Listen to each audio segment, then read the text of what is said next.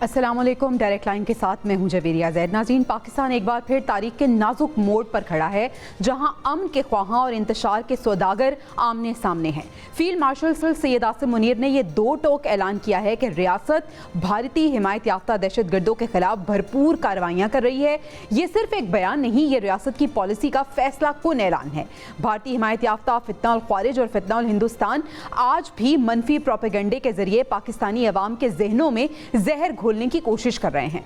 इनका मकसद वाज़ेह है कि मुल्क में बदएतमादी, खौफ और इंतशार फैले ताकि तरक्की की रफ्तार रुक जाए। मगर वो भूल गए हैं कि आज का पाकिस्तान कमजोर नहीं है। आज का पाकिस्तान एक मुत्तहिद रियासत है जिसके पीछे अवाम, अफवाज और क़यादत एक सोच पर मुत्तफिक है। वज़ीर दिफा ख्वाजा आसिफ का बयान कि अफगानिस्तान से सीज़ फायर में वक्त की कोई हद नहीं जब तक खिलाफ वर्जी ना हो, पाकिस्तान की बालिगुल नजरी और अमन पसंदी की बेहतरीन मिसाल है। यही वो सिफारती तदब्बुर है जिसने पाकिस्तान को जंग के मैदान से अमन के मेज़ पर पहुंचाया। अगर हम आज के प्रोग्राम में मुल्की सियासत की बात करें तो खैबर पख्तूनख्वा की सियासत एक बार फिर बहरान के दहाने पर खड़ी है। सूबाई हुकूमत और विफाक के दरमियान फासला हर गुजरते दिन के साथ कुछ बढ़ता जा रहा है। नौमुंतखब वज़ीर आला सुहेल आफरीदी बानी से मुलाकात पर बाजिद हैं, जबकि वज़ीर मुमलिकत बराए दाखिला तलाल चौधरी ये कहते हैं कि मुल्क खैबर पख्तूनख्वा जैसी कम अक्ल क़यादत का मुतहम्मिल नहीं हो सकता। मगर सवाल यह है कि आखिर इस तलही की हद कहां तक जाएगी? क्या पाकिस्तान के सबसे हसास सूबे को सियासी अना की भेंट चढ़ाया जा रहा है? दूसरी तरफ महमूद खान अचकजई को अपोजिशन लीडर नामजद किए जाने से पार्लिमानी सबबंदी एक नई समत इख्तियार कर रही है। सवाल यह है कि क्या इस अमल से अपोजिशन मजबूत होगी या मजीद इंतशार का शिकार? बात करें हुक्मरान इत्तेहाद की तो नून लीग और पीपल्स पार्टी की सियासी चपकलेश जारी है। कौम देख रही है कि क्या मोहसिन नकवी सियासी दराड़ों को पुर करने में कामयाब होंगे या ये दराड़ें ही निज़ाम को निगल जाएंगी, क्योंकि पाकिस्तान को अब लड़ने वालों की नहीं बल्कि जोड़ने वालों की ज़रूरत है। ऐसे रहनुमाओं की जो इक़्तिदार नहीं इस्तेहकाम का ख्वाब देखें, वरना ये चपकलिश किसी पार्टी को नहीं पूरे निज़ाम को खसारे में डाल देगी। आज की डिस्कशन का हम आगाज़ करते हैं। पैनल का तारुफ मैं आपसे करा देती हूँ। डिस्कशन के लिए सजाद मीर साहब ने ज्वाइन किया है, इसके साथ साथ मसूद रजा साहब और फ़ारूक बड़ाइट साहब भी डिस्कशन का हिस्सा होंगे। सजाद मीर साहब से आगाज़ करना चाहूँगी। सजाद मीर साहब, एक बार फिर फील्ड मार्शल साहब ने ये वाजे कर दिया है, दो टोक उन्होंने ऐलान कर दिया है कि मुल्की सालमियत की हर खिलाफ वर्जी का सख्त और फैसला कुन जवाब दिया जाएगा। किस तरह देखते हैं आज की गुफ्तगू को आप? सीधी बात है कि पाकिस्तान ने ये फैसला कर कि तालिबान यानी पाकिस्तान तालिबान जो है उनसे बातचीत नहीं हो सकती।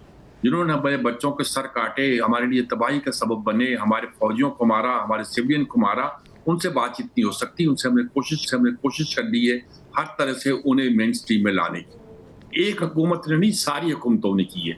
सारी हुकूमतों ने मुज़ाकरात किए जो सारी सूरत हाल से वाकिफ है, तो उनसे तो मुज़ाकरात नहीं हो सकते। अलबत्ता अफगान हुकूमत से हम बड़ी तवक्कुआत रखते थे कि अफगान तालिबान जो है वो गोया हमारे साथ एक तरह से और एक हुस्न सलूक का मुजाहरा करेंगे और उस इंसान का बदला चुकाने की कोशिश करेंगे जो हमने उनसे की है। शुरू में यही लगता था कि वो हमसे एक पॉजिटिव रवैया अख्तियार करेंगे, लेकिन वो तो इंतहा पे पहुंच गए। अपने वजीरे खारजा को भेज दिया हिंदुस्तान में, जहां बैठ के उसने पता नहीं क्या क्या कहा, कश्मीर के बारे में पता नहीं क्या क्या कहा और क्या क्या सूरत पैदा कर दी, और वहां से इतने अटैक आने शुरू हुए कि पाकिस्तान की सालमियत को खतरा हो गया। इसलिए पाकिस्तान की रियासत ने ये फैसला कर लिया कि वो दो टोक कार्रवाई जो है इनके खिलाफ करेगी और इस पे किसी सूरत में किसी चीज में हायल नहीं हो। अब उसमें कुछ लोग कहते हैं मुज़ाकरात करो, कुछ लोग कहते हैं सातम करो, इस तरह की बात करते हैं। फिर मुज़ाकरात कब नहीं हुए? पाकिस्तान चाहता है, चाहते ये है कि हम एक कार्रवाई कर रहे हैं, उस कार्रवाई का देखिए नतीजा निकला है। यानी वो शख्स जो सबसे ज्यादा लगता था कि डाई हार्ट है, सख्त मौक़िफ़ इख्तियार किए हुए ख्वाजा आसिफ, उसे मुज़ाकरात के लिए भेजा है और उसने बड़ी काबिलियत मुज़ाकरात किए भी हैं और करके भी आए हैं। हमारे दोस्तों को भी शामिल किया गया और ये है कि ये केस जो हमारा सिर्फ बाइलैटरल सा लग रहा था, अब लग रहा है कि हमारे इस्लामी ममालिक भी इसमें हमारे साथ शरीके कार हुए हैं और बात आगे बढ़ गई है। इसमें बीच में कुछ पखने रखने डालना, कोई बात करना कि जी मैं सुबह से पूछा पड़ा, बच्चों वाली बात है, बचकाना बात है। अच्छा मीर साहब, भारतीय हिमायत याफ्ता जो दहशतगर्दी है, इसके पीछे असल मंसूबा साज है कौन? भारत। भारतीय दहशतगर्दी के मंसूबा साज के पीछे भारत है। भारत का मंसूबा, उनके जो पॉलिसी साज है 4-6 साल से यही कह रहे हैं कि अग्रेसिव हम गोया मुल्क के अंदर जाके तबाही कराएंगे। वो इस बात का इकरार भी कर चुके हैं, दुनिया देख भी चुकी है कि भारत की मौजूदा हुकूमत के लोग जाके दूसरे मुल्कों में शहरियों को कत्ल करते हैं। कनाडा ने ऐसा ही है। प्रोटेस्ट भी किया, अमेरिका भी करने लगा था, और हर जगह होता है। सिखों का मामला था, मुसलमानों के मामले में सबका बोझ थे। बिल्कुल अब ऐसे ही। मसला वो भी जिंदा है। कश्मीर को आपने गस्ब किया हुआ है, सारी सूरत हाल है, हमारे यहाँ फितना फसाद फैला रहे हैं, तो क्या हम ये देखते रहे जी कि बड़े अच्छे से काम कर रहे हैं? यकीनन हमें जवाब देना पड़ा, जवाब देना चाहेंगे, और अगर इसकी कोई मदद करेगा तो उसको हम भारतीय आलाकार समझेंगे, भारतीय जंग समझेंगे, और जिस तरह हम भारत से निपटते हैं और अल्लाह के फजल से, अल्लाह की तौफीक से निपटे हैं पिछले दिनों में, जिससे हमारी तौकीर और इज्जत पूरी दुनिया में बहुत बड़ी है। बिल्कुल ऐसे ही। हमारे लोग अब रंगीन पासपोर्ट की इज्जत हो गई है। अब हमारे एक कारोबारी शख्सियत है बहुत हमारी जानने वाली, वो बिल्कुल आप सही कह रहे हैं कि मार्का हक की कामयाबी के बाद पाकिस्तान का जो किरदार है वो पूरी दुनिया ने देख लिया, और हमारी हैसियत में नुमाया जो है वो इजाफा भी हुआ है, और पूरी दुनिया जो है इसकी मोतरफ भी नजर आ रही है। मसूद रजा साहब ने हमें ज्वाइन कर लिया। मसूद साहब, फील्ड मार्शल साहब ने आज ये कहा है कि मुल्की सालमियत पर कोई समझौता नहीं होगा, और ये जो कार्रवाइयाँ हो रही हैं, कार्रवाइयों का ये सिलसिला जारी भी रहेगा, और अगर कोई ऐसी मनसूबा साजी भी हो रही है तो हम उसको भी शिकस्त फाश करेंगे। किस तरह से देख रहे हैं आप? एक जानिब हम देख रहे हैं कि पूरी कुव्वत के साथ हमारी फौज जो है वो लड़ भी रही है, और दूसरी जानिब वाज़े तौर पर ऐलान और पैगाम भी दे दिया गया है। जी बहुत शुक्रिया जवेरिया, और सज्जाद मीर साहब ने बिल्कुल दुरुस्त फरमाया। सलाम सबको, आपको भी और सज्जाद मीर साहब को भी और पैनलिस्ट को भी। जी देखिए, पाकिस्तान का अब ये जो एक खास तौर पे भारत के साथ जंग के बाद पाकिस्तान की जो एक नया तशख्खुस, एक नई पहचान सामने आई है। पहले पाकिस्तान हमेशा सिर्फ अपने दिफा के हवाले से बात करता था कि अगर हम पर कोई जारियत की गई तो हम उसका दिफा करेंगे, लेकिन अब पाकिस्तान ने ये फैसला किया है कि पाकिस्तान के खिलाफ जहां पर भी इस तरह की कोशिशें हो रही होंगी, जो हाइड आउट्स होंगे, उनको भी हम निशाना बनाएंगे। और फिर अफगानिस्तान के मामले में हमने इसको देख भी लिया। तो पाकिस्तान के अंदर और पाकिस्तान के बाहर दोनों तरफ पाकिस्तान सबसे बड़ा मसला है जो पाकिस्तान की तरक्की में रुकावट बना हुआ है, वो दहशतगर्दी है। और दहशतगर्दी का खात्मा करने के लिए पाकिस्तान जो है वो हर वक्त तैयार, और उसके लिए वो कोशिशें भी कर रहा है, वो करके भी दिखा रहा है कि हम क्या कुछ कर सकते हैं और हम क्या कुछ कर रहे हैं। तो मेरे ख्याल में फील्ड मार्शल साहब ने जो कुछ कहा वो कौम की ख्वाहिश है, वो कौम चाहती है कि हमारे यहाँ से दहशतगर्दी का खात्मा हो और 100% खात्मा हो। तो आज ख्वाजा आसिफ साहब ने भी कहा कि जो मुआहिदा है पाकिस्तान और अफगानिस्तान के दरमियान, ये अगर कोई कार्रवाई हुई तो सीज फायर खत्म हो जाएगा। तो ये बहुत ही नाजुक सी एक तहरीर है जो साहिल समंदर पे लिखी हुई है। एक भी लहर आई तो ये तहरीर मिट जाएगी, ये वाज़ेह पैगाम है। तो बिल्कुल अफगानिस्तान में जो अफगान रजीम है उसको ये मौका नहीं दिया जाएगा कि वो कभी कहें कि हमारा इस मुआहदे पे भी हम बात करेंगे। फारूक बड़ाइच साहब को भी शामिल गुफ्तगू कर लेते हैं। फारूक साहब, फील्ड मार्शल साहब ने एक बार फिर क्लियर कर दी है वो बातें जो कहीं से हमें सुनने को मिल रही थी और बार बार कही जा रही हैं कि मुज़ाकरात होने चाहिए, लेकिन उन्होंने कहा है कि मुज़ाकरात की कोई सूरत नजर नहीं आती, सख्त कार्रवाइयाँ होंगी उन अनासिर के खिलाफ जो मुल्क में दहशतगर्दी फैला रहे हैं। जी बिल्कुल, यही बात है जो पार्टिसिपेंट्स हमारे कह भी रहे थे। बिल्कुल इसमें कोई शक नहीं है कि पाकिस्तान को इस वक्त जो बड़ा मसला दरपेश है वो दहशतगर्दी है। और जब पूरा पाकिस्तान जो है, हम पूरी दुनिया में सर उठाकर चल सकते हैं, हम बता रहे हैं कि हम पाकिस्तानी, खासतौर पे ये जंग जीतने के बाद एक बड़ी सूरत बनी है। तो एक प्रोपेगेंडा भी था पाकिस्तान के खिलाफ दहशतगर्दी के हवाले से, और फिर हमने ये फेस भी कर ली है और हमने कितनी ही जानें दी हैं, कुर्बानियां दी हैं। तो डेफिनेटली मेरे ख्याल में यही वो बात है जो लोगों के दिलों में भी है और जुबानों पर भी है। और खुल के हमें पाकिस्तान से दहशतगर्दी की मुकम्मल जो खात्मा है उसके लिए ही काम अब करना चाहिए। हुकूमत और एस्टेब्लिशमेंट और अवाम सभी यही चाहते हैं, पाकिस्तान यही चाहता है पाकिस्तान से दहशतगर्दी का खात्मा हो। और खास तौर पे ये कि जो हमने इस अपने हमसाया मुल्क में देखा कि जिस तरह से इस्तेमाल की गई सरजमीन हमारे खिलाफ, और फिर एक हमसाया मुल्क हमारे खिलाफ बाकायदा प्लान करता है, साजिश करता है। तो पाकिस्तान से जिस तरह से भी ये जो भी पाकिस्तान पर हमलावर होते हैं, किसी भी तरह से, किसी भी जगह से, किसी भी बॉर्डर से, तो बिल्कुल इसका एक ऐसा खात्मा होना चाहिए पाकिस्तान, ताकि आगे बढ़े माशी तौर पे। और पाकिस्तान के अंदर एक मुकम्मल अमन के लिए बहुत जरूरी है। और फील्ड मार्शल साहब ने जो कहा है इससे बिल्कुल मुकम्मल इत्तेफाक है। ठीक है। मीर साहब, आपसे अब मैं जानना चाहूँगी, पाकिस्तान और अफगानिस्तान के दरमियान जो सीज़ फायर हुआ है उससे मुतालिक भारत जो ये कहता फिर रहा था कि ऑपरेशन सिंदूर ख़त्म नहीं हुआ, और ये कहना मेरे ख्याल में गलत नहीं होगा कि अफगानिस्तान से जो हमला हुआ है पाकिस्तान की तरफ, ये भारत की ही एमा पे हुआ है और इसे हम ऑपरेशन सिंदूर का तसलसल ही कहेंगे।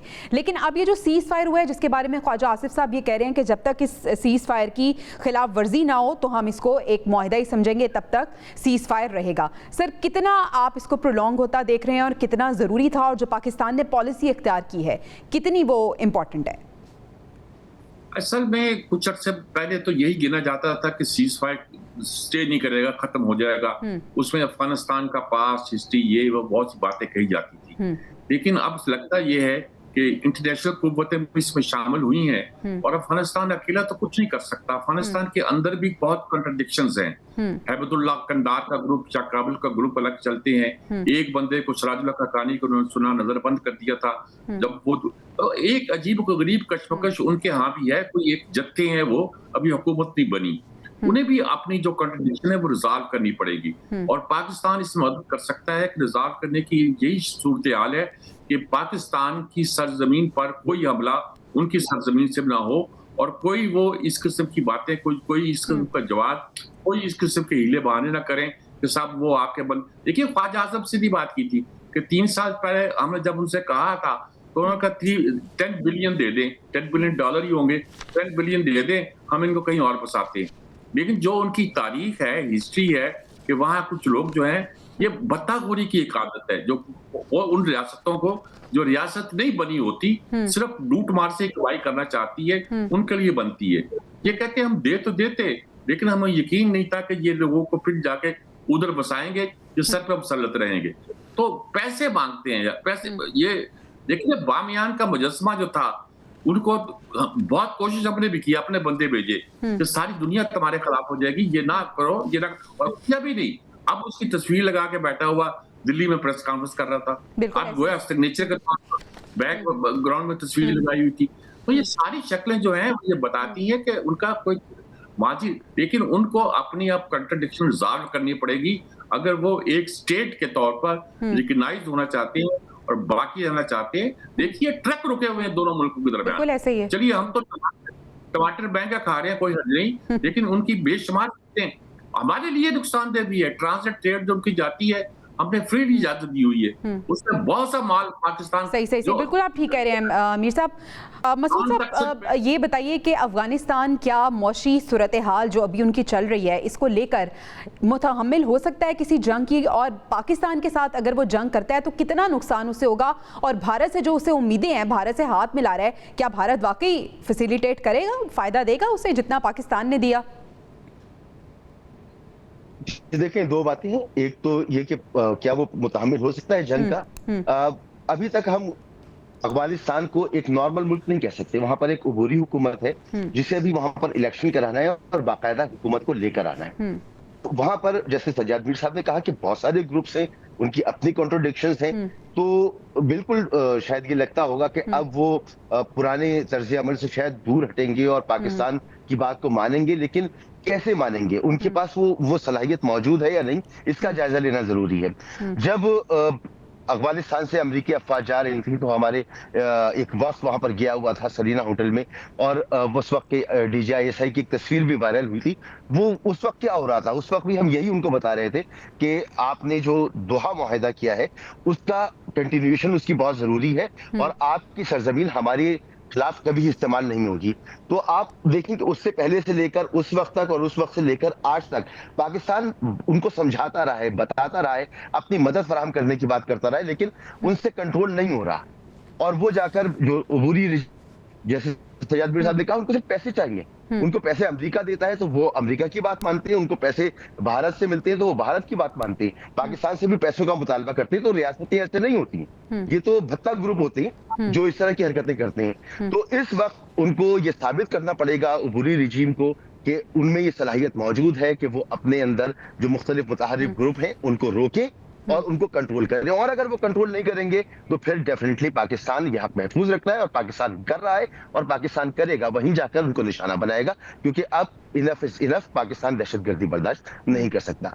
माशी सूरत हाल की जहां तक बात की, देखिए बहुत आसान सी बात है, अफगानिस्तान की कोई मईशत नहीं है, उसको पैसे मिलते हैं अमेरिका से दोहा मुआहदे के नतीजे में, और उसमें ये लिखा है मुआहदे में कि अगर आप शराइत को पूरा करेंगे, उसमें एक शर्त ये भी है कि आपकी जमीन किसी और मुल्क के लिए दहशतगर्दी में इस्तेमाल नहीं होगी। तो अगर वो इसमें मुसर रहते हैं तो अमेरिका के साथ पाकिस्तान को बात करनी चाहिए, उनकी इमदाद को रोकना चाहिए, उनकी इसके अलावा और कोई मईशत नहीं है, वो ना तो उनकी कोई बाकायदा आर्मी है ना एयरफोर्स है, पाकिस्तान उनके मुकाबले बहुत फारूक साहब, हमने देखा कि जो सिचुएशन अफगानिस्तान ने क्रिएट की, अफगानी अबूरी हुकूमत ने क्रिएट की, उनकी अवाम भी उससे खुश नहीं है, लेकिन इस पूरे सिनेरियो में पाकिस्तान का ऑपरेशन करना कितना नागुज़ीर था। अगर हम केपी की बात करें और वहाँ की क़यादत की बात करें जो बार बार बात करती है कि ऑपरेशन नहीं होना चाहिए, कितना नागुज़ीर है ऑपरेशन होना, और कितना ये स्टेट के लिए गलत है कि आप एक पेज पर नहीं है। देखिए, ये बात तो दुरुस्त है कि अगर आप एक पेज पर नहीं है तो आप मुकाबला कैसे कर सकते हैं, और फिर इस तरह से जब आपकी सरहद के चारों तरफ जिस तरह से चीजें चल रही हैं। और दूसरी बात ये कि अगर ये सवाल इस तरह से किया जाए कि अगर इंडिया जो है पाकिस्तान पर हमलावर हो तो क्या पाकिस्तान को क्या करना चाहिए, क्या अफगानिस्तान पाकिस्तान के ऊपर जो सरहद की खिलाफवर्जी कर रहा है उसके जवाब में क्या पाकिस्तान को सिर्फ बातचीत करने? पाकिस्तान ने बिल्कुल दुरुस्त किया, पाकिस्तान को ये जवाब देना चाहिए था, पाकिस्तान ने भरपूर जवाब नहीं दिया, और पाकिस्तान को हर वो जो जगह है, हर वो पॉइंट जो इस्तेमाल होता है दहशतगर्दी के लिए, वो हर वो जगह जो हमारी सरहद के खिलाफ इस्तेमाल हो रहा है, जो हमारे खिलाफ इस्तेमाल हो रहा है, बिल्कुल वो ठिकाने तबाह करना पाकिस्तान का हक है। पाकिस्तान के ऊपर जिस तरह से जो पिछले दिनों में हुआ, पाकिस्तान ने बिल्कुल भरपूर जवाब देने का हक महफूज रखता है, और पाकिस्तान ने ठीक किया, बिल्कुल ठीक किया। अलबत्ता ये लंबे अरसे तक यहाँ पर उलझे रहना और ये जो बातचीत की तरफ बढ़ना भी एक अच्छा अमल है, यहाँ पर बहुत जरूरी है, क्योंकि हम लंबे अरसे तक अगर किसी मुल्क ने आगे बढ़ना है तो वो इस तरह से, और मेरे ख्याल में इंडिया तो यही चाहता होगा, यही उनकी ख्वाहिश है, यही एक पूरा प्लान है कि इनको उलझाया जाए जब वो खुद हमारा सामना नहीं कर सके। अमीर साहब, बात हो रही है कि जब तक इस्तेहकाम नहीं आएगा मुल्क में और तमाम सियासी जमातें एक पेज पर नहीं होंगी तो अपेरेंटली मुल्क तरक्की नहीं करेगा, ना ही मौशी एतबार से ना दूसरे लिहाज से। अगर हम केपी की बात करें और हम बात करें कि वहाँ पे तब्दीली आई है, वज़ीर आला केपी तब्दील हो गए हैं, लेकिन वो बज़िद हैं कि जब तक उनकी बानी से मुलाकात नहीं करवाई जाती तब तक ना वो काबीना डिसाइड करेंगे ना कुछ और फैसले करेंगे। फिर आते ही उन्होंने जो बड़के मारी और उन्होंने बात की कि ऑपरेशन के वो खिलाफ हैं। आप कैसे देखते हैं ये कैसी तब्दीली आई है? ये तब्दीली मजीद डुबोएगी इस पार्टी को? क्या सूरत हाल बनेगी? देखें, जो कॉन्ट्रडिक्शन है ना जी, अवाम में तो नहीं है। यानी एक बात के बारे में, चाहे अवाम फौज के इक़दाम के खिलाफ हो, लेकिन फौज के वो इक़दाम जो दुश्मन के खिलाफ होते हैं उसमें वो फौज के साथ होती है। और केपी की हुकूमत क्या चाहती है? वो फौज से किस मामले पर टकराना चाहती है कि फौज कार्रवाई ना करेगी?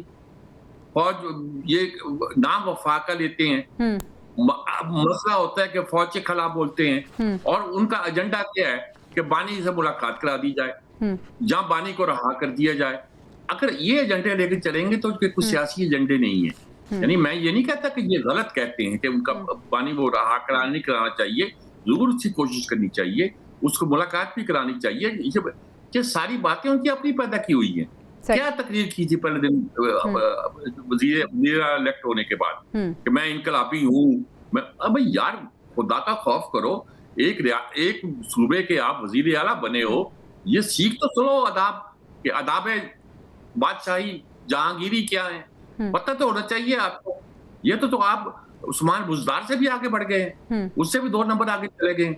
तो मेरा ख्याल मतलब ये है कि ये बात हमारे लिए तशवीशनाक है, लेकिन जहां तक अवाम की सतह का है, अवाम किसी सूरत भी दहशतगर्दी को पसंद नहीं करते। अवाम किसी सूरत भी उस कार्रवाइयों के खिलाफ नहीं है जो दहशतगर्दी के खिलाफ की जा सकती है। ये सियासी लोग अपनी बोली बोलते रहते हैं, लेकिन इसके नतीजे पर मैं ये नहीं कहता कि उनको नुकसान होगा, या पता नहीं, लोगों का तो मजाज अपना है। ये हमारे यहाँ जो सो कॉल्ड जमहूरियत है, पॉपुलिज्म जो आ गई है, और आम लोग जिसके साथ होते हैं वो ठीक है जो कहते रहते हैं, लेकिन मेरा ख्याल में ये आपने देखा होगा, मैं ही नहीं मेरे दोनों साथी भी वही बात कर रहे हैं एक ही बात कर रहे हैं, दूसरी बात कोई है नहीं जिस पर गुफ्तगू की जाए। सही। मसूद साहब, आपसे मैं ये जानना चाहूँगी, वफाकी हुकूमत पे इल्ज़ाम लगाया है सुहेल आफरीदी ने। वो कह रहे हैं कि वफाकी हुकूमत की जो गलत पॉलिसीज़ हैं उनकी वजह से सूबे में दहशतगर्दी में इजाफा हुआ है। कितना ये जायज़ है इल्ज़ाम लगाना? देखिए, एक चीज को जरा समझने की कोशिश करते हैं। क्या आम हालात में सुहेल आफरीदी कभी भी वजीर आला बन सकते थे? मेरा नहीं ख्याल कि आम हालात में सुहेल आफरीदी कभी भी वजीर आला बन सकते थे। लेकिन उनको एक खास मखसूस हालात में जाके उन्हें एक ऐसे शख्स की जरूरत पड़ी जो ज्यादा हार्ड लाइनर हो। तो जो कुछ मुल्क में हो रहा है, दोनों तरफ से उसको देखने की जरूरत है।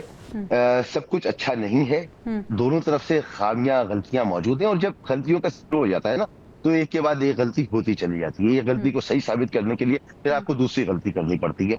तो मेरे ख्याल में अरबाब इख्तियार को, एस्टैब्लिशमेंट को, खुद तहरीक इंसाफ की क़यादत को, सबको मिलकर सोचना चाहिए कि हम किस तरफ जा रहे हैं। ये रास्ता कोई अच्छा रास्ता नहीं है। माजी में भी इसका नुकसान हुआ है और इस वक्त भी इसका कोई फायदा नहीं होगा, इसका नुकसान होगा। तो ये बातें हम डिस्कस करके हम उनको जो मशवरा देने की कोशिश करते हैं, वो बहुत समझदार लोग हैं। अगर अपनी अच्छा मसूद, अगर हम कंपैरिजन करें गंडापुर साहब का और सुहेल आफरीदी का, जब गंडापुर साहब आए थे तब भी ऐसे लग रहा था कि हालात अगर मुनासिब होते तो इनकी अपॉइंटमेंट ना होती, बल्कि बहुत सी अपॉइंटमेंट्स पाकिस्तान तहरीक इंसाफ में अनफॉर्चुनेटली ऐसी होती हैं जो हमें लगता है कि नहीं होनी चाहिए, लेकिन वो हो जाती हैं। अगर कंपेयर किया जाए, वो भी ऐसी बातें करते थे जब वो आए, फिर आहिस्ता आहिस्ता उन्होंने शायद सीख लिया कि बातचीत ऐसे नहीं बढ़ेगी, हमें थोड़ा सॉफ्ट होना चाहिए, हमें मुज़ाकरात की तरफ जाना चाहिए। क्या डिफरेंस है इन दोनों में? जी, हमारा बड़ा जबरदस्त तजुर्बा है इस मामले में कि हमने बहुत से लोगों को देखा है, चाहे वो ओहदों पर नहीं होते तो उनकी जबान कुछ और होती है। जब वो कुर्सी संभाल लेती हैं उस वक्त भी वो हार्ड लाइन लेती, लेकिन आहिस्ता आहिस्ता जाकर अपने आप को वो नरम कर लेती। यही अली अमीन गंडापुर ने भी किया था कि उन्होंने एक बैलेंस कायम किया था एस्टेब्लिशमेंट के दरमियान, इमरान खान के दरमियान, अपनी पार्टी के दरमियान, और वो मामलात को बेहतर तरीके से लेके चलने की कोशिश कर रहे थे। और यही उनकी नाकामी साबित हुई तहरीक इंसाफ में, क्योंकि तहरीक इंसाफ की जो क़यादत है वो जिस तरह इस वक्त जेल के अंदर मौजूद है, उनको लगता है कि तमाम केसेस झूठे हैं, सियासी बुनियादों पर बने हुए हैं, उनको जेल में नहीं चोरी हुआ है, उनके लोगों को मारा पीटा गया है, उनको बंद किया गया, उनके खिलाफ क्रैकडाउन चल रहा है। तो वो उनके दरमियान वो ये सब कुछ मौजूद है। वो चाहते हैं कि वो इस सिस्टम से मजबूर करें, जितनी भी पावर है जहां से भी इस्तेमाल कर सकते हैं वो उसको इस्तेमाल करें, और वो यही कोशिश कर रहे हैं। तो मेरे ख्याल में ये खिंचाव की जो सूरत हाल है, इसको अगर खत्म किया जाए तो यही बेहतर होगा। कुछ गिव एंड टेक हो, कोई बातचीत हो, टेबल पर आकर बैठे बात करें। और जहां पर भी ये बात आ जाती है जो सियासी लोगों से बात करें, तो मेरे ख्याल में सियासी लोग सब कुछ नहीं कर रहे हैं। ये भी हमें समझना चाहिए। फारूक साहब, आपके पास अंदर की खबरें होती हैं, ऐसी बातें एक तरफ, ये बताएं कि मुलाकात क्यों नहीं कराने दी जा रही है बानी से सुहेल आफरीदी की? देखिए, ये तो डेफिनेटली हुकूमत ही बताएगी इसके ऊपर, लेकिन मेरा ख्याल है कि अगर दूसरी तरफ से भी ये उनका हक है कि वो अपने कायद से मिले, और ये मुलाकात में इतनी रुकावटें डालने से दोनों तरफ से मुझे खास मेच्योरिटी नजर नहीं आती। यानी अगर मैं सुहेल आफरीदी साहब के कंडक्ट को देखूं तो वो कहते हैं कि मैं तो अब इमरान खान साहब ने आपको इख्तियार दिया कि आप बनाए, अपनी कैबिनेट बनाए, अपने मामला चलाए, आपको वज़ीर आला बना दिया, वो पूरा इख्तियार मिल गया आपको। वो उनकी तरफ से आया कि मैंने अब जिस उन्होंने एक बहुत ही अहम इजलास में शिरकत ना की और फिर कहा कि बानी से मुलाकात नहीं हो सकी। दूसरी तरफ मुझे ये भी समझ नहीं आती कि हुकूमत इसमें क्यों इतने रोड़े अटकाती है। यानी एक मुलाकात से क्या हो जाएगा, और ये मैसेज हम क्यों देते हैं कि हुकूमत बेबस नजर आती है। वज़ीर आज़म साहब कहते हैं जी कि मैं आपको बताऊंगा अभी, तो ये भी एक कोई अच्छा मैसेज नहीं है कि मुलाकातों से दो सियासी अफराद आपस में मिलेंगे, क्या इससे हो जाएगा। और जो लोग रुकावटें डालते हैं, मेरे ख्याल में ये कोई मुनासिब बात नहीं है। दोनों तरफ से मेच्योरिटी का मुजाहरा होना चाहिए, ताकि ये एक सूबे की बात है, एक सियासी पार्टी है, एक सूबा है, उसकी हुकूमत है। अगर उनके पास इतना वो जो भी रूल्स हैं, आई एम श्योर के रूल्स ये इजाजत देते हैं कि मुलाकात की जा सकती है और मुलाकात होनी चाहिए उसके नतीजे में। लेकिन ये भी जिद नहीं होनी चाहिए कि मुलाकात ना हुई तो मैं ये कर दूंगा। सूबा है, 4.5 करोड़ लोग हैं, मजाक नहीं है ये। आपके पास और कुछ नहीं, हम सियासी इमेच्योरिटी कह सकते हैं। नाज़रीन, हमें ब्रेक पे जाना है, ब्रेक से वापस आएंगे तो महमूद अचकज़ई की बात करेंगे, जिन्हें कौमी असम्बली में बतौर अपोजिशन लीडर नामजद कर दिया गया है। इस तब्दीली से क्या फ़ायदा होगा, क्या तब्दीली आएगी, जानेंगे ब्रेक के पास। Stay with us. Welcome back नाजरीन। पश्तूनख्वा मिली अवामी पार्टी के चेयरमैन महमूद खान अचकज़ई को कौमी असम्बली में अपोजिशन लीडर नामजद कर दिया गया है। सजाद मीर साहब, पार्लिमानी सफबंदी एक नई समत इख्तियार करती हुई नजर आ रही है। आपको क्या लगता है कि इस नामजदगी के बाद और इस अमल से अपोजिशन मजबूत होगी या मजीद इंतशार का शिकार होगी? नहीं, आप उसकी मजबूत होगी कि नहीं होगी, ये तो आप पूछना असल ये चाहती हैं आपके पीटीआई मजबूत होगी कि नहीं होगी। जी, महमूद खान अचकज़ई जो है अलग मजाज रखते हैं। अच्छा, मैं उन लोगों में नहीं हूँ जो ऐसे लोगों की बहुत तारीफ किया करते हैं, हासिल जो कि एक जमाने में होती थी बलोच की आदत में। अब खतून की आदत में ये महमूद खान अचकज़ई की तारीफ होती है, ज्यादा डेमोक्रेट बताया जाता है। खुद पश्तूनों के अंदर उनके इख्तलाफात हैं, मौलवी फजल रहमान के वहाँ जो ग्रुप है उससे इख्तलाफात हैं। खुद मैं ये कहता हूँ कि मैं शायद सन 76 में पहली बार इनसे मिला था जाके कोयटे में, जब अब्दुल समद अचकज़ई इनके वालिद का वो कत्ल कर दिया गया था। अच्छा। भुट्टो साहब का जमाना था और कत्ल की वजह जो थी उनको बलोची बाचा, यानी कि जैसे बाचा खान को कहते थे पख्तून गांधी, इनको बलोची गांधी कहते थे। अच्छा, इनकी अपनी हिस्ट्री है फिक्री, इनकी अपनी हिस्ट्री है और पश्तून सियासत में भी इनकी अपनी हिस्ट्री है। तो उस हिसाब से जिनको 100 अब डेमोक्रेट के हैं, हासिल बंजो को भी डेमोक्रेट कहते थे, अब हम उसको मैंगल को, अख्तर मैंगल को भी डेमोक्रेट कहते हैं। ये हमारी मजबूरियां हैं लोगों को डेमोक्रेट कहना, लेकिन बहरहाल एक सीरियस आदमी है और वो एक बेहतर तरीके से डेमोक्रेटिक अंदाज में बात करना जानता भी है, लेकिन जब उखड़ जाता है कोई उल्टी बातें भी करता है। अब याद तो गया है, लेकिन इसके जरिए से क्या होगा? क्या इमरान इनके जरिए से कोई एस्टेब्लिशमेंट से बात करना चाहेगा? कर सकता है? नहीं कर सकता तो क्या करेगा? असेंबली के अंदर क्या कोई हंगामा बर्पा करना चाहेंगे? नहीं करेंगे। ठीक है, एक डेमोक्रेटिक तरीके के साथ ये अपना अंदाज इख्तियार करेंगे, सख्त अंदाज इख्तियार कर सकते हैं, वो करेंगे। और ये एक मेरा ख्याल में डेमोक्रेसी के लिए कोई नुकसानदेह नहीं है, लेकिन इनकी बैकग्राउंड कौम की नजर में रहनी चाहिए कि इन लोगों की बैकग्राउंड है क्या। बहुत से हमारे जो आज लीडर हैं और जिनको हम डेमोक्रेट कहते हैं, उनका पास्ट क्या है, और उनका पास्ट पाकिस्तान के हक में कोई अच्छा नहीं रहा, और आज भी वो एक प्रोकियल मैं कहता हूँ अंदाज में सोचते हैं, और पठानों के भी एक खास तबके को रिप्रेजेंट करते हैं और सारे पख्तूनों को भी नहीं करते। अफगानिस्तान से भी कुछ मामला इस तरह रहे होते हैं, वो इस लिहाज से सामने लाए गए हैं कि जो एक पॉलिसी है इमरान की कि अफगानों के साथ, तालिबान के साथ बना के रखी जाए, और शायद इनका ख्याल है कि ये उनकी मदद करेंगे उस बात पे आगे बढ़ाएं। सही। मैं आपसे मसूद साहब ये पूछना चाहूँगी कि सूबाई हुकूमत जो केपी की है, ख़ास तौर पे अगर हम वज़ीर आला केपी सुहेल आफरीदी की बात करें तो उन्होंने बुलेट प्रूफ गाड़ियाँ वापस करने का फ़ैसला किया है और इस इकदाम को बहुत ज़्यादा कंडेम किया जा रहा है। तलाल चौधरी साहब कह रहे हैं कि ये नालायकी है, ये पुलिस को दहशतगर्दी के हवाले करने के मुतरादिफ है, लेकिन सुहेल आफरीदी कह रहे हैं कि ये जो गाड़ियाँ हैं ये नाकिस हैं, पुरानी है, खैबर पख्तूनख्वा पुलिस की तस्हीक है, इसलिए इन गाड़ियों को वापस किया जा रहा है। इस इक़दाम को आप किस तरह से देख रहे हैं? देखिए, इमेच्योरिटी है और ये दोनों तरफ से है, और उनका मानना ये है कि उनकी जो दहशतगर्दी के खिलाफ जंग में जो फंड्स बनते हैं सुबह के, वो बर वक्त फराहम किए जाए। अब सुहेल आफरीदी की तो इस वक्त काबीना नहीं बनी, उन्होंने किस तरह से एग्जामिन कराया, किसको भेजा होगा, कोई कमेटी बनी होगी, किसी ने देखा होगा कि ये जो साजो सामान दिया गया ये इस काबिल है कि लड़ाई में इस्तेमाल किया जाए या नहीं, तो ऐसी कोई रिपोर्ट सामने नहीं है। फिर तलाल चौधरी साहब ने आज फिर दूसरी मरतबा, बेहतर है कि वो मीडिया को दिखा दें, कोई एजेंसी हायर कर लें, कोई तहकीकात करा दें कि जी हमने सही सामान दिया था। तो वो एक सही गलत से हटकर ये है कि असल बात ये है कि जो रिफ्ट है ना वो खत्म होनी चाहिए। जब तक वो रिफ्ट रहेगी तो हर अच्छा काम बुरा होगा, तो ये खत्म कैसे होगी? बुरे काम खत्म कैसे होगी? जो है वो तकलीफ में भाई बीच का रास्ता निकाले कोई ना कोई। अब मुल्क में कोई आइडियल जमहूरियत तो है नहीं, कोई आइडियल मामला तो है नहीं। महमूद खान अचकज़ई की जो तैनाती है वो भी कुछ इसी तरह से, ठीक है वो सिस्टम के आदमी है, मगर अगर उनको लिया ये समझा है कि वो बहुत जमहूरी आदमी है, तो जिस तरह का निजाम है उसी तरह की चीजें सामने। अच्छा मसूद साहब, पीटीआई की कमेटी ने फैसला किया है कि हम काबीना तो बनाएंगे, मुलाकात नहीं भी होती तो काबीना बन जाएगी। अनफॉर्चुनेटली पाकिस्तान तहरीक इंसाफ खुद एक पेज पर नहीं है, पार्टी में खुद इतना ज़्यादा इंतशार पाया जा रहा है कि जब तक ये खुद इन्हें नहीं पता होगा कि हमने करना क्या है और हम सब एक पेज पे हैं कि विफाक से किस तरह से लड़ सकते हैं, किस बेस पे लड़ेंगे ये? देखिए, ये तहरीक इंसाफ जो है ये पीपल्स पार्टी और नून लीग से बहुत एक उनके मुकाबले में एक नई जमात है ना, इसके अंदर इतनी मेच्योरिटी हमें नजर नहीं आती। तो मगर एक मुल्क की सबसे बड़ी जमात है जिसने गुज़िश्ता इंतखाबात में भी सबसे ज्यादा वोट लिए हैं, तो उसको अवाम में पजीराई हासिल है। तो आपको उनको कहीं ना कहीं तो अकोमोडेट करना पड़ेगा। अगर आप अकोमोडेट उनको नहीं करते तो ये मसाइल रहेंगे। अब इन मसाइल का हल अगर सिर्फ इसमें है कि आप बाई फोर्स दबा दें, गिरफ्तारियां कर लें, लोगों को बंद कर दें, जलसा ना करने दें, तकरीर पे पाबंदी हो, हर दूसरे दिन जो है नए मुकदमात बन रहे हो, तो इससे ये प्रॉब्लम बढ़ेगी। क्योंकि अवाम जो कुछ देख रहे हैं तो अवाम भले से ना बोलते हैं, महसूस तो करती हैं, अपनी जाती गुफ्तगू में उस पर बात तो करते हैं, उस तरह से रिएक्ट तो करते हैं। तो ये कुछ अच्छा डायरेक्ट और इनडायरेक्ट इफेक्ट भी होता है।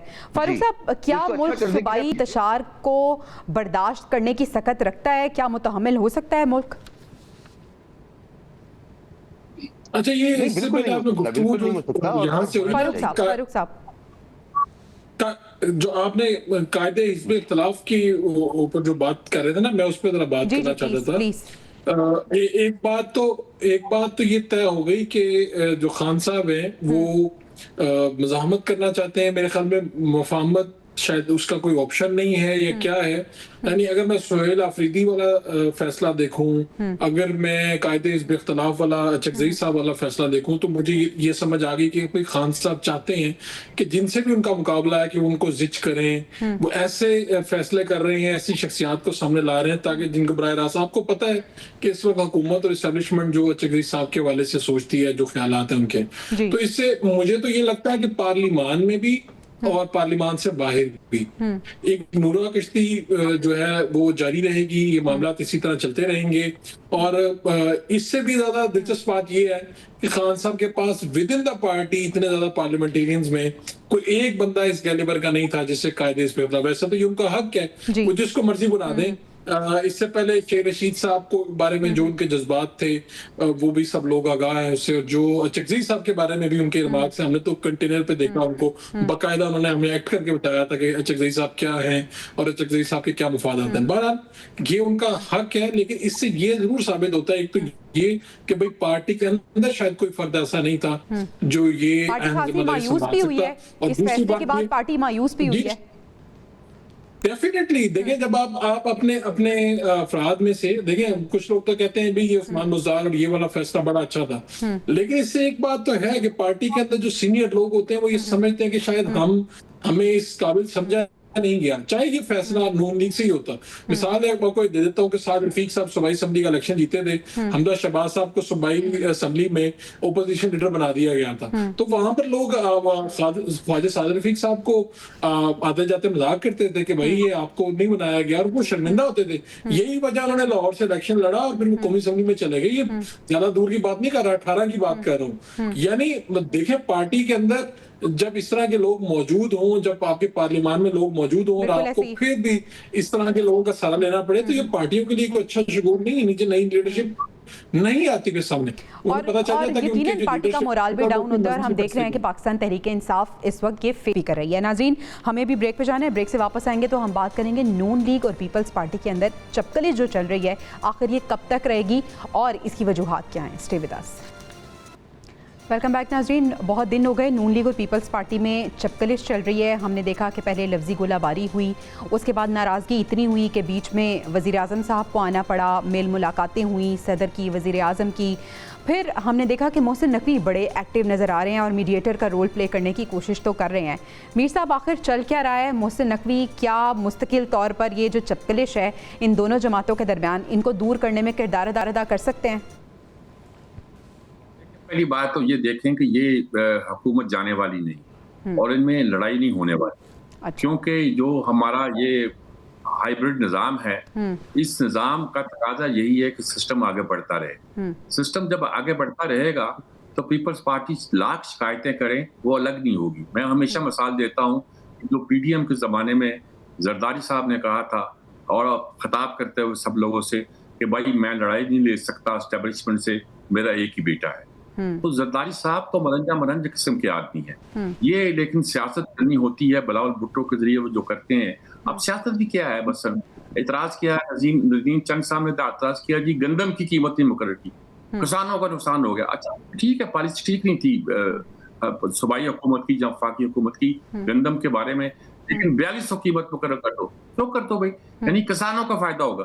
अच्छा भी किसानों का फायदा होगा, लेकिन गरीब आदमी तो पेट पिस गया ना। आपने 4000 कीमत मुकर्रर कर दी, और इस वक्त जब कीमत छोड़ी तो गंदम 1800 बिक रही थी, 2200 बिक रही थी, जी अब इसको 1400 बिक रही है। तो नुकसान तो किसान का हुआ होगा, लेकिन गरीब आदमी का फायदा भी हुआ। अगर इस तरह आप इंटरप्रेट करना चाहें तो हर तरह इंटरप्रेट कर सकते हैं। उन्होंने गलत पॉलिसी इख्तियार की कुछ एक लिहाज से, वो पॉलिसी किसी तरह मेंड करनी थी, ठीक करनी थी, दुरुस्त करनी थी, गंदम की कीमत को भी। बाकी जो इख्तलाफात बयान किए जाते हैं, कोई इख्तलाफात नहीं है। पीपल्स पार्टी का स्टाइल है, वो कुछ और मांगती है, और वो गैर सियासी किस्म के ओहदे मांगती है, मीनिंगफुल ओहदे मांगती है। वो चाहती है कि ये मिल जाए, वो मिल जाए, ये मिल जाए, ये उनका स्टाइल होता है। और नून लीग जो है वो भी हाथ खींच के रखती है कि ये भी चला गया तो ये मेरे बंदे क्या करेंगे, मेरे नुमाइंदे क्या करेंगे। कुछ मांगने के लिए कुछ सीटें वगैरह या कुछ, बिल्कुल वही एक्सरसाइज होती है ये। और जो एमक्यूएम है वो जल्दी उनको कुछ मिल जाता है, वो मुतमिन हो जाती है। सही। ये जरा मुतमिन जल्दी होते हैं, बहुत बड़ा बात है। मसूद साहब, जो ख्वाहिशात है पीपल्स पार्टी की, क्या वो ख्वाहिशात नून लीग पूरी करेगी, और क्या ये जो मौजूदा सेटअप है पीपल्स पार्टी के बगैर चल सकता है? मसला बिल्कुल सजाद मीर साहब ने जैसे कहा, ये सेटअप ऐसे ही चलना है, ये स्टेटस को की जमाती। पीपल्स पार्टी के बगैर चल सकता है? नहीं चल सकता, बिल्कुल नहीं चल सकता। आपको अगर उनकी सपोर्ट नहीं होगी तो हुकूमत गिर जाएगी। तो इनको साथ ही चलना है, स्टेटस को की पार्टीज हैं, और अगर ये दोनों साथ मिलकर ना बैठते तो फिर इस वक्त तीसरी कुव्वत होती, जो इमरान खान की पार्टी होती और एस्टेब्लिशमेंट होती, तो इनका बड़ा नुकसान हो जाता। तो ये अपने नुकसान को बचाने के लिए बैठे हैं, लेकिन इन्होंने आगे भी इलेक्शन लड़ना है, तो इसलिए वो ये तमाम चीजें रिकॉर्ड की दुरुस्तगी के लिए करते हैं, ताकि कल को जब बात करनी हो इलेक्शन के मौके पर और इन्होंने तकरीरें कर दी हो, तो इनको ये याद दिलाएं कि जी हम तो गंदम की पॉलिसी के भी खिलाफ थे, हम शुगर की पॉलिसी के भी खिलाफ थे, हम फला चीज के खिलाफ थे। और इस वक्त जो मुल्क की माशी सूरत हाल है ना, वो कोई बहुत अच्छी सूरत हाल नहीं है। शहबाज शरीफ साहब की हुकूमत की जो मईशत है वो सिर्फ और सिर्फ कर्ज पे चल रही है, तो किसी किस्म की प्रोडक्टिविटी तो है नहीं कि हम ज़राअत में बड़ा अच्छा परफॉर्म कर रहे हो, लार्ज स्केल मैन्युफैक्चरिंग में बड़ा अच्छा परफॉर्म कर रहे हो, या हम एफडीआई यहाँ पर लेकर आ रहे हो, तो ऐसी सूरत हाल तो है नहीं। कर्जा हम बढ़ाए चले जा रहे हैं, कर्जे पर हुकूमत चल रही है, तो कल को ये पे ऑफ होना है, और यही वो तमाम चीजें होंगी जो पीपल्स पार्टी नून लीग के खिलाफ, और इसमें से बहुत सी चीजें होंगी। इसमें इस तमाम सूरत हाल में जो मोहसिन नकवी साहब का किरदार है, उसको आप किस तरह से देखते हैं? जी, इसमें मैसेजिंग हो रही है, और मोहसिन नकवी साहब जो है वो कोशिश ये करें, क्योंकि सिस्टम को लेके चलना है, तो फिर गिले शिकवे भी दूर होने हैं, फेस सेविंग भी चाहिए, कुछ करना भी है, तो सिस्टम को चलाने की वो कोशिश करें, और सिस्टम चलता रहेगा उस वक्त तक जब तक के इलेक्शन नहीं आते। मुझे लगता है कि इलेक्शन के आसपास ही शायद बिल्कुल पीपल्स पार्टी जो है वो नून लीग से दूरी इख्तियार कर ले, अलग हो जाए, और कहे कि हम इससे अलग हो गए थे, क्योंकि अगली दफा ये बिलावल साहब जो है उनकी ख्वाहिश ये है, और खुद जरदारी साहब कह चुके हैं कि मैं चाहता हूं कि मेरी जिंदगी में बिलावल जो है वो वजीर आजम बन जाए, तो उनकी ख्वाहिश होगी कि इस दफा नून लीग को मौका मिल गया, तो अब पीपल्स पार्टी को मौका मिलना चाहिए। तो अच्छा, सही फारूक साहब, फिर हम ये कहें कि ये मैपिंग हो रही है, अपना गोल अचीव करने से पहले ये प्रॉपर एक प्लानिंग की जा रही है और मैपिंग की जा रही है। अच्छा, एक बात तो ये हकीकत है कि मुझे बिलावल साहब से इलेक्शन के दिनों में भी इंटरव्यू करने का मौका मिला, अच्छा, और बात करने का भी मौका मिला। एक बात तो ये तय है कि बिलावल साहब इस हुकूमत का हिस्सा नहीं बनना चाहते थे, जरदारी साहब की अलबत्ता ख्वाहिश कुछ और थी, और अभी भी जरदारी साहब और बिलावल साहब जो इनके करीबी रुफका है, अगर आप उनसे आपकी बात हो तो आपको अंदाजा होगा कि इनकी सोच में कुछ फर्क पाया जाता है, खासतौर पे इस आप कह लें कि नून लीग के साथ इत्तेहाद के हवाले से कुछ मामलात हैं, और ये बात अपनी जगह पे एक सच है जो मैं समझता भी हूँ। रिपोर्ट करते हुए हम देखते हैं कि भाई पाकिस्तान पीपल्स पार्टी जो है वो एक मुस्लिम लीग नून के हवाले से जो इज्जत तो करती है कि भाई हमें यहाँ से ये उम्मीद रखती है कि ये वाला इज्जत, ये एहतराम मिलेगा, वो नहीं मिलता। साथ में मैंने पहले भी अर्ज किया था कि कुछ मुतालबात है उनके, वो इनके पीपल्स पार्टी के कुछ लोग हमें भी कहते रहते हैं कि आप मीडिया में बात करें कि भाई पीपल्स पार्टी को वजारतें भी मिलनी चाहिए, लेकिन अब जब हम उनसे ऑन रिकॉर्ड पूछते हैं तो वो कहते हैं नहीं, पाकिस्तान पीपल्स पार्टी को वजारतें नहीं चाहिए, बिल्कुल ही चाहिए। लेकिन उनके कुछ मुतालबात हैं जनूबी पंजाब में, यहाँ पर डीपीओ, डीसी, ये वो जहां से हमारी सीटें हैं वहां पर हमें दी जाएं, हमें पूरा शेयर दिया जाए, जिसका जवाब मुस्लिम लीग नून की तरफ से बड़ा ही मुनासिब और लॉजिकल है। वो कहते हैं आप इस तरह करें कि सिंध में हमें स्पेस दे दें, हम आपको यहाँ स्पेस, हमारे कहने पे वहां पे डीसी लगा दिया करें, हम आपके कहने पे यहाँ पे जनूबी पंजाब के कुछ अजला में लगा दिया करेंगे। बाकी ये है कि जिस सदर पाकिस्तान है आसिफ अली जरदारी साहब, उनको वो रिस्पेक्ट, उनको वो प्रोटोकॉल, अच्छा मरियम नवाज साहबा कोई बात की कि जो नजरियात हैं जो जरदारी साहब और बिलावल के वो दोनों मुख्तलिफ हैं, ये तो पीपल्स पार्टी की बात होगी, क्या नून लीग में भी यही चल रहा है? मरियम नवाज और शहबाज शरीफ साहब के भी नजरियात में खासा इख्तलाफ पाया जा रहा है? ये तो आपने मरियम नवाज और शहबाज शरीफ साहब में कह दिया, ये तो फितरी बात है, वो चचा और भतीजी का उनका रिश्ता है, उनके नजरियात मुख्तलिफ हैं। वो तो सगे भाइयों में, यानी नवाज शरीफ साहब और शहबाज शरीफ साहब की सोच के जो जाविये हैं बड़े मुख्तलिफ हैं। ये लोग जानते हैं कि एक भाई कुछ और सोचते हैं, दूसरे कुछ और सोचते हैं, लेकिन ये अलबत्ता उनके यहाँ एक एहतराम का मामला है कि वो दूसरे का एहतराम करते हैं। और वहां पर भी ये ऐसी एक, यहाँ पर अगर आप मरियम साहबा के कहें तो ये बड़ी खुली बात है, फेडरल का कोई फर्द, उसका कोई काम यहाँ पर सूबे में इस तरह से नहीं होता। ये अब मैं मुस्लिम लीग नून की बात कर रहा हूँ। और अगर फेडरल सूबे के कुछ लोग तो ऐसे हैं जिनको मैं जानता हूँ, वो फेडरल के अहम वजीरों को इसलिए नहीं मिलते कि कोई रिपोर्ट सीएम के पास ना चली जाए और वो खफा ना हो जाए। ये यानी कि मुस्लिम लीग नून की बात हो रही है। तो ये बिल्कुल आपकी बात दुरुस्त है, लोगों को पता है, ये एक ओपन सीक्रेट है, लोगों को पता है। हाँ, अलबत्ता मीडिया के सामने आके ऑन रिकॉर्ड ये नहीं मानते वो, लेकिन इसको बड़ी अगर आपने देखना है तो आप इस तरह से देख लें कि वज़ीर आज़म जब लाहौर में प्रोग्राम करते हैं उसमें कौन लोग शरीक होते हैं, आप जरा जाके चेक कर लें। यहाँ तक कि ठीक है, प्रोग्राम का वक्त तकरीबन खत्म होने वाला है। मैं आखिर में एक मुख्तसर जवाब आप तीनों से चाहूंगी। इलेक्शन कमीशन ने पंजाब बल्दियाती इंतखाब नए कानून के तहत करवाने का फैसला कर लिया। मीर साहब, ये इंतखाब होते हुए आपको नजर आ रहे हैं? नून लीग तैयार है इसके लिए? शॉर्ट आंसर कीजिएगा प्लीज। नून लीग तो कभी तैयार नहीं होगी, लेकिन करवा लेगी। अब उन्हें करवाना पड़ेगा, और अगर नहीं करवाएगी तो बड़ी हेटी होगी, बड़ी बदनामी भी होगी, और बहुत से कानूनी मामला से निपटना पड़ेगा। अब वो ऐसी सूरत हाल है कि मैनेज कर लिए जाते हैं। सिंध में कर ली है ना पीपल्स पार्टी ने, इंटीरियर में शायद को ले जाती सीटें, एक कराची में भी ले गई, जिसकी कोई तवक्को नहीं है। मैं कराची में रहा हूँ, मुझे अंदाजा है। ठीक, मसूद साहब, यही सवाल आपके सामने, बल्दियाती इंतखाबात होते हुए नजर आ रहे हैं आपको? ले सकते हैं, बिल्कुल। मैं मेरे हिसाब से करूंगा, नून लीग कभी नहीं चाहेगी कि इंतखाब हो, लेकिन उसे करवाने पड़ेंगे और मैनेज भी कर लिए जाएंगे। फारूक साहब, बल्दियाती इंतखाबात, नून लीग ने प्लान अच्छा किया है, अच्छा प्लान किया है। वो इंतखाबात करवाना चाहती है, लेकिन अपने प्लान के मुताबिक करवाना चाहती है, और वो पूरा एक प्लान तैयार है, वो करवाने जा रहे हैं, इसकी तरफ बढ़ रहे हैं। इसकी बड़ी छोटी सी एग्जांपल ये है कि गवर्नर साहब के पास वो पहुंचे हैं, फटाफट गवर्नर साहब ने ब्रीफिंग ली और फटाफट डिस्कस कर दी है। इसके जब तक वज़ीर आला हाउस से ये ना आए चीजें, इतनी तेजी नहीं हुआ करती। ये साफ बात पता चल रही है कि मुस्लिम लीग करवाना चाहती है, मजबूरी है, और उसके लिए प्लान भी उन्होंने तैयार कर लिया है। नाज़रीन, इजाजत दीजिए, आपसे कल मुलाकात होगी। अल्लाह ने के पान।